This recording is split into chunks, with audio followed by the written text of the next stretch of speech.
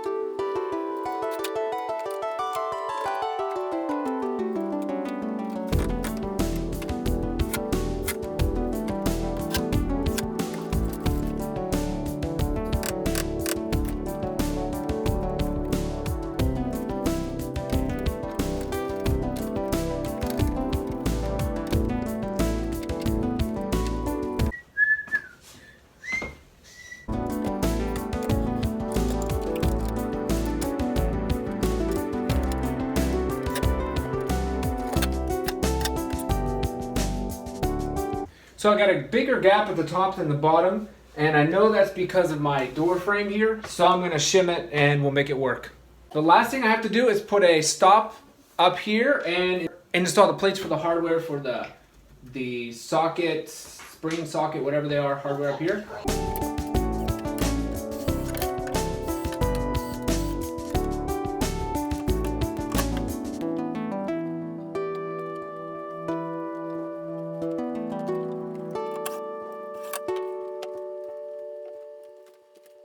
Well, that's about it. Oh my goodness, it was a long process. Much longer than I thought it was gonna be. But isn't that the way projects go? Anyways, I'm not gonna put the door poles or they're fake knobs, or dummy knobs. I'm not gonna put them on yet because these cup poles or these cup handles here that were from the sliding door, from their life when they were a sliding door, we're gonna have to fill in these holes, so I'm gonna putty that up or something, and it's not gonna be a quick process because I'll have to let it dry or I'll have to figure out something to fill it in. Whatever the case, I'm not gonna do it today, but I'll do it in the future. Anyways, as you can see, there it is. You can see that they close, they stay shut. Man, I am so satisfied with this. I love how it just opens all the way up. And boom, closes, and now our daughter can't mess with all the different clothes in there. And oh my goodness, it looks great. I love it. This is just so much more functional than the sliding bypass doors that they used to be. It's going to be even cleaner because it won't create dust from sliding one on top of the other.